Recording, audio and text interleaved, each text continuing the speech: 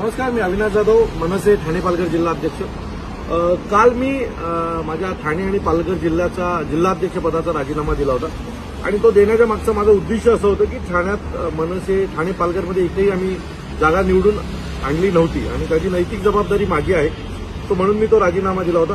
माझ्याकडे पक्षात 3 पद आहेत। एक पक्षाचं नेतेपद आहे, दुसरं नाविक सेनेचं अध्यक्षपद आहे आणि तिसरं जिल्हाध्यक्षपद, अशी 3 पदं होती। सो त्यातल्या एका पदाचा मी राजीनामा दिला होता आणि उर्वरित मी पक्षाचा नेता होतोच, तो मी नेता म्हणून देखील काम करू शकत होतो।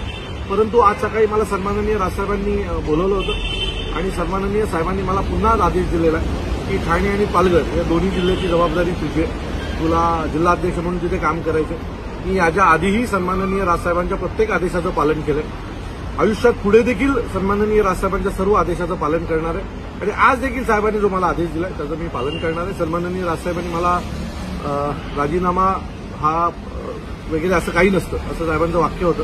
काम करत राहायचं असतं, यश जेव्हा मिळेल तेव्हा मिळेल। सो मी साहेबांच्या आदेशाचं पूर्ण पालन करून आजपासून पुन्हा ठाणे आणि पालघर या दोन्ही जिल्ह्यांमध्ये महाराष्ट्र नवनिर्माण सेना पूर्ण ताकदीने वाढवणार। आणि आणखी एक गोष्ट मी नेहमी सांगतो लोकांना, मला अनेक लोक फोन करतात आणि मला सांगतात की आमच्याकडे, त्या वेळेला माझं एक वाक्य असतं की माझ्या रक्तात राज ठाकरे, सो माझ्या रक्तात राज ठाकरे, त्यामुळे कुठल्या जिल्हाध्यक्षपद गेल्याने माझी साहेबांवरची निष्ठा कमी होणार नव्हती किंवा साहेबांवरचं प्रेम कमी होणार नव्हतं।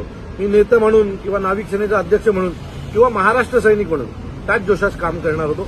पण आज पुन्हा एकदा सन्माननीय राजसाहेबांनी मला माझ्यावर विश्वास ठेवलेला आहे आणि पुन्हा एकदा मला जिल्हाध्यक्ष म्हणून काम पाहायला सांगितलं आहे। सो पूर्ण ताकदीने लढणार, सन्माननीय राजसाहेबांसाठी महाराष्ट्रभर फिरणार आणि त्याच्यासोबत महाराष्ट्र नवनिर्माण सेना पक्ष वाढवण्यासाठी ज्या काही गोष्टी कराव्या लागणार त्या करणार।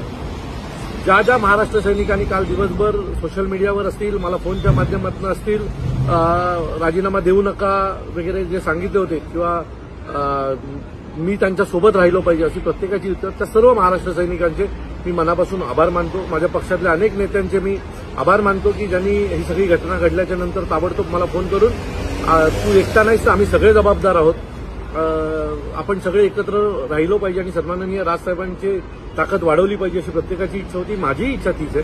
सो मी आजपासून पुन्हा जिल्हाध्यक्ष म्हणून काम करणार आहे, साहेबांच्या आदेशाचं पालन करणार आहे। लवकरच भेटू, तुर्तास थांबतो। जय हिंद, जय महाराष्ट्र।